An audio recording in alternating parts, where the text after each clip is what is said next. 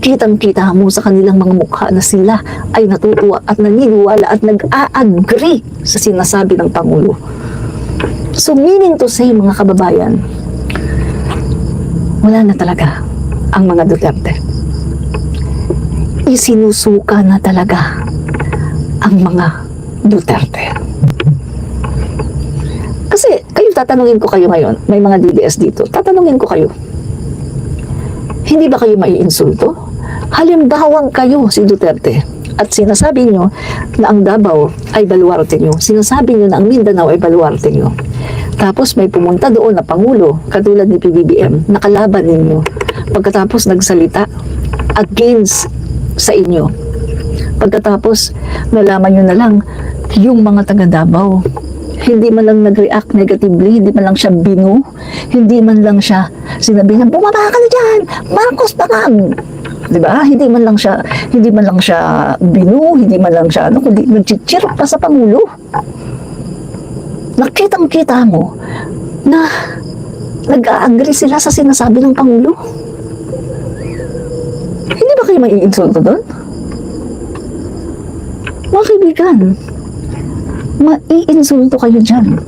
Kaya ngayon, sa tingin ko si Duterte ngayon, nagpupuyos ang damdamin ni Duterte ngayon. At palagay ko baka umiiyak ngayon ang puso ni Duterte dahil nalaman niya ngayon, wala na sa kanya ang Davao. Malamang ngayon, mga kaibigan, umiiyak ang puso ni Duterte.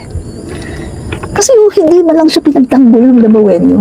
Sa harap, ang Pangulo nagsasalita tungkol sa mga extrajudicial killings na ginawa ni Duterte, tungkol sa pagnanakaw, pagsasako ng napakaraming pera, sinasako, nagnanakaw daw yung past administration.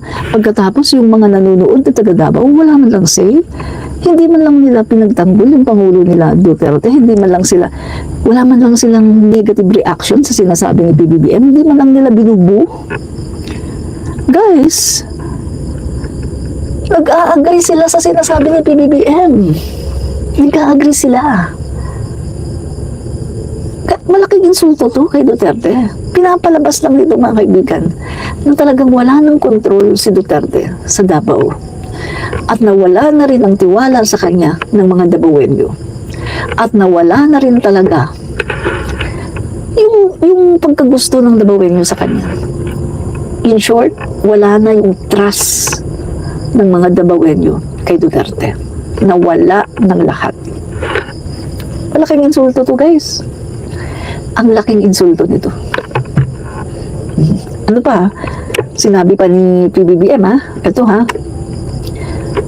pa, wala rin sa kanila nasipsip sa China at tuwang-tuwa, sumisigaw, tuwang-tuwa pagka yung ating mga Coast Guard ay binubomba ng malalaking barko. Hindi po sila sumasang-ayon sa mga ginagawa na hinaharang ang ating mga mangingisda para at ninanakaw ang kanilang huli. Sila, pinaglalaban po namin sila. Guys, wala na namang nag-react negatively. Ang mga Davaoenyo na nanonood, nag-cheer pa kay PBBM. Na nagpapakita na naniniwala sila at sinusuportahan nila ang sinasabi ng Pangulo. This is a big insult to the Duterte camp. Insulto ito, mga kaibigan. Malaking insulto ito kay Duterte. Kasi Davao ito dapat ito, solido dapat ito, baluarte niya dapat ito kasi Davao ito Davao. Pero bakit hindi man lang siya pinagtanggol? Hindi man lang inano ng mga tao si PBBM na bumaba ka dyan. Wala. Mga kaibigan, tuwang-tuwa pa yung mga tao sa sinasabi ni PBBM at nag-cheer pa sila sa Pangulo. Ang ingay nga, nag-cheer sila sa Pangulo. BBM! Talagang nag-cheer sila, mga kaibigan. Ang laking sampal nito kay Duterte. Sobrang malaking sampal ito, mga kaibigan, kay Duterte. Hindi ko lang alam kung makakayanan ito ni Duterte o baka mamaya magpakamatay siya sa sobrang sakit nito, mga kaibigan, no? Hindi natin alam kung anong gagawin niya, mga kaibigan. Kapag hindi niya ito nakayanan, maaring magpakamatay siya, mga kaibigan, no? So ano ba? Sabi pa ni PBBM, ha? Wala sa kanila ang nagtataguyod ng mga sentro ng krimen, sentro ng paglalapastangan ng mga kababaihan.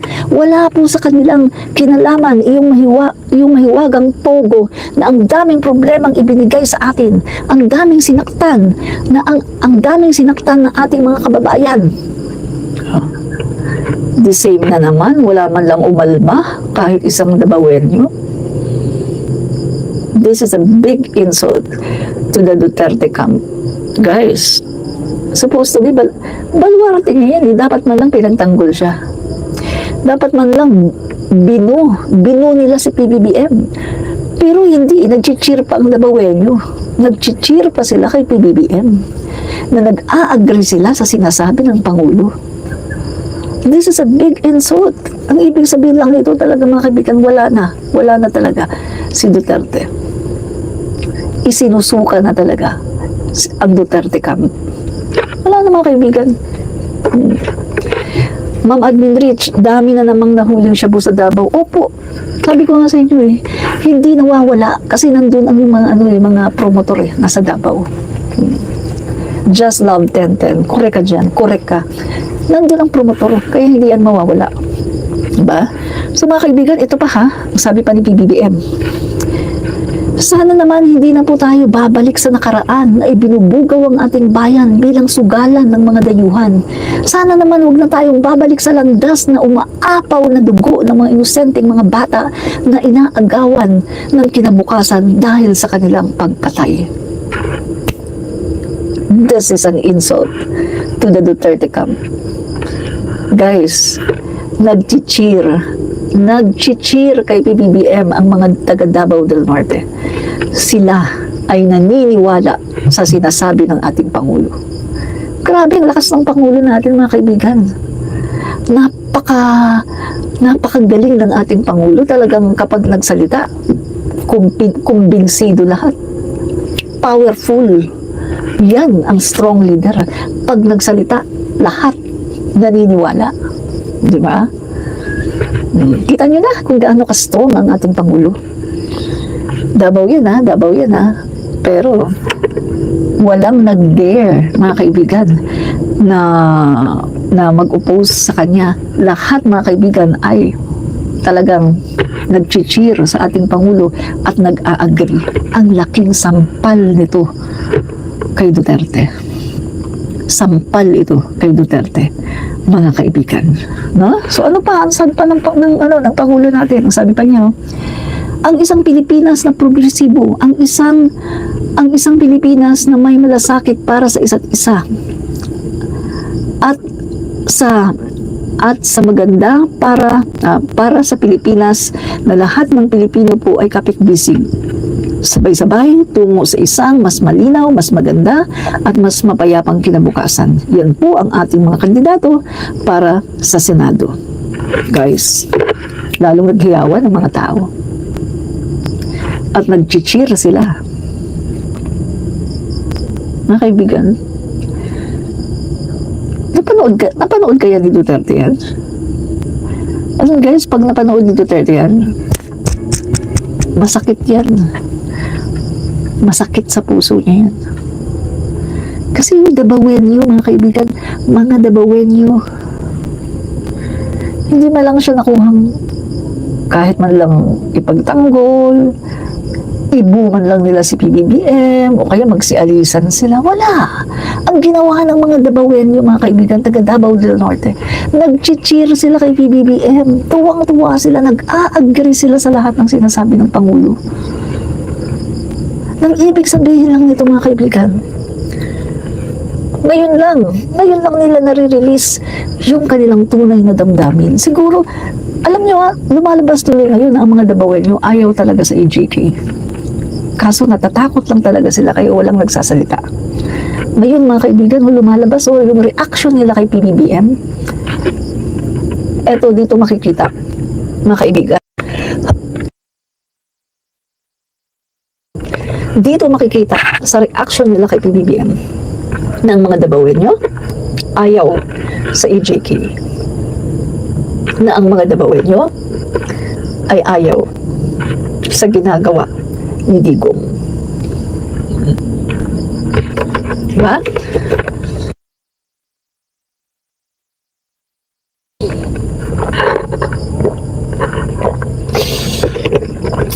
Sabi ni Juanito Santos, parang ang hirap mo paniwalaan. Hindi naman kita pinipilit ng maniwala ka sa akin o hindi. Hindi kita pinipilit. Maniwala ka o hindi, nasa iyo yan. No? Hindi kita pipilitin. So guys ha, ang laking sampal nito. Pag napanood ni Duterte yan, sampal sa kanya yan. No? Kaliwat kanan. Parang tinutusok yung kanyang dibdib.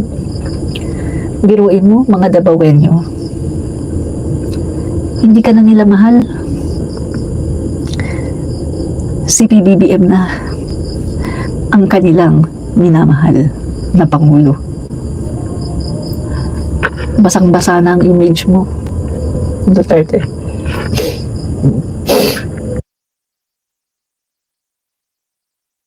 Sa mga Dabawenyo, ang pangit na ng imahe mo, Duterte. Hindi ka na popular. Ayaw na sa'yo ng mga Dabawenyo. Nakakaawa ka na. Guys, ito parang ang bilis ng mga Dabawenyo makalimot kay Duterte. Pero yung mga kaibigan na, ito ang sasabihin ko si Duterte, 1986, Vice Mayor na siya sa Davao. 1987 hanggang nung 2015, mayor siya, diba? Mayor. Umalis lang yan sa pagka-mayor nung naging ano na siya nung Pangulo na siya ng Pilipinas. So, si Sara Duterte na. Pero ang ibig ko sabihin, mga kaibigan, all his life, nasa Davao siya. Nag-mayor all his life. Pagkatapos, naging Pangulo pa siya ng Pilipinas. 6 na taon. Pagkatapos, nung nawala na siya, nung hindi na siya Pangulo ng Pilipinas, magti 3 years pa lang, nakalimutan na siya ng taga Davao. Nakalimutan na siya ng taga Davao. Pero ang bilis nilang kalimutan si Duterte. Diba? Parang yung kantang, am I that easy to forget? Diba? Yun. Am I that easy to forget? Ganun ba ako kadaling kalimutan? Ganun, mga kaibigan, kay Duterte. All his life, nasa Davao siya. Mayor siya ng Davao. 6 na taon pa siya na presidente. Pagkatapos, in an instant, kinalimutan siya ng Dabawenyo. Ang sakit! Nakakadurog ng puso. Ang sakit! Aray! Aray! Diba? Tiway tigas. Digong, paano kung wala ka na? Diba, mga kaibigan? Ang tagal lang naglingkod sa Davao, pagkatapos sa isang saglit, wala na kaagad siya. Pinalitan na kaagad siya ng taga Davao. Eto, sino ngayon yung darling of Davao? Sino ngayon yung mahal ng Davao? Si PBBM. Si PBBM na ang mahal ng Davao. Siguro kaya ganyan ang nangyari, mga kaibigan, kasi ipinakita din naman ni PBBM na mahal niya ang Davao. Kita mo, mga kaibigan, ang Duterte, mula noon, nasa Davao na yan. Sila na ang namamahala sa Davao, pero never silang nagpatayo ng kahit locus housing. Ngayon, si PBBM, may pinapatayo sa Davao. Condominium, condo type housing para sa mga Dabawenyo na nasa squatter. Tapos pinagawa pa yung bypass road nila. Ang dami pang yung mga magsasaka na binura ang utang, yung mga magsasaka na walang mga titulo ng lupa, yung mga magsasaka na walang lupa, binigyan pa ng mga financial assistance, mga makabagong makinarya, mga food processing, binigyan pa ng financial assistance, at marami pang iba. So mga kaibigan, napakabilis ni Digong napalitan. Napakabilis ni Digong natanggalin sa puso ng mga Dabawenyo. Ganon kabilis na tinanggal ng mga Dabawenyo si Digong sa kanilang puso. At pinalitan kaagad nila. Andyan na si PBBM na, ang mahal ng mga Dabawenyo. Kitang-kita ang pagmamahal ng mga Dabawenyo kay PBBM. Diba? Mga kaibigan, masakit talaga to. Sampal yan kay Duterte. Kaliwat kanan. Biruin mo. Yung Pangulo ng Pilipinas, nagsasalita tungkol sa EJK, nagsasalita tungkol sa pagnanakaw daw ang panahon ng pandemya. Nagsasalita tungkol sa China, yung tungkol sa pagiging pro-China ni Duterte. Nagsasalita ang Pangulo ng Pilipinas ng mga ganon.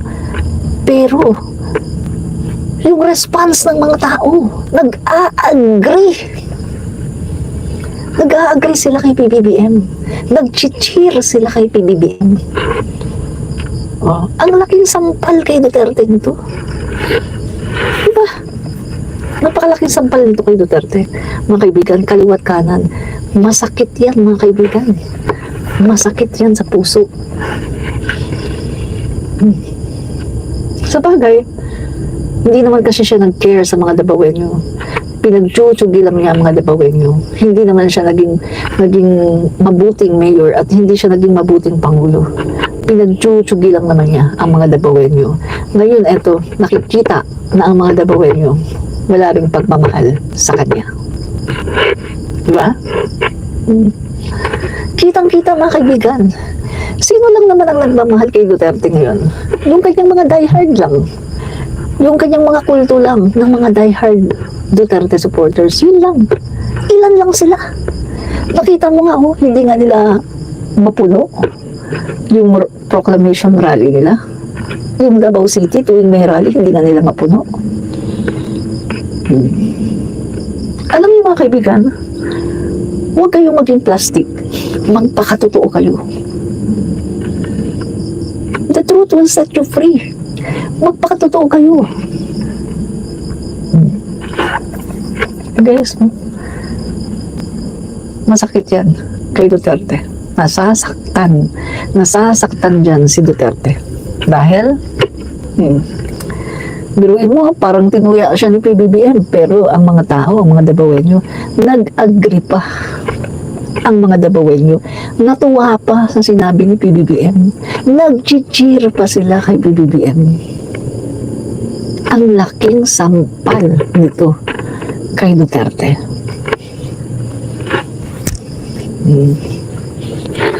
Mga kaibigan, isa pa. Dito talaga natin makikita na si PBBM ay isang strong leader at isang persuasive leader at leader na kapag sinabi niya, lahat talaga sumusunod. Remember, si Digong, panahon ng election 2021, wala na siyang mga kandidato. Yung mga kandidato niya sa liwa, nag-aaway, hindi niya kayang i-unite, hindi niya kayang i-gather. Nag-aaway, pataasan ng ere. Refleksyon yan ng pagiging weak leader ni Digong. Refleksyon yan na si Digong ay walang leadership skills kasi hindi niya kayang bukin ang kanyang mga kandidato. Hindi niya kayang pagsamahin ang kanyang kandidato. Hindi niya kayang sabihan na ang ganito tayo. Wala siyang leadership skills si Digong. Pero tingnan mo ang Pangulo natin. Guys, Noong 2021 pa nga lang pinakita na ng Pangulo natin na napakaganda, napakagaling niya pagdating sa pag-unite ng tao, sa pag-iipon ng tao. Napakagaling ng Pangulo natin sa pag-form ng alyansa. Diba, nabuo niya ang unity. Ang daming sumama sa kanya. Ang galing ng Pangulo natin. Samantalang si Digong, siya ang Pangulo nun supposed to be, nasa kanya lahat ng makinarya. Na kay Digong dapat ang lahat ng resources during that time, pero hindi niya kinaya. Weak leader kasi siya Kaya hindi niya kayang mag-assemble ng grupo. Hindi niya kayang mag-assemble ng partido. Kasi weak leader siya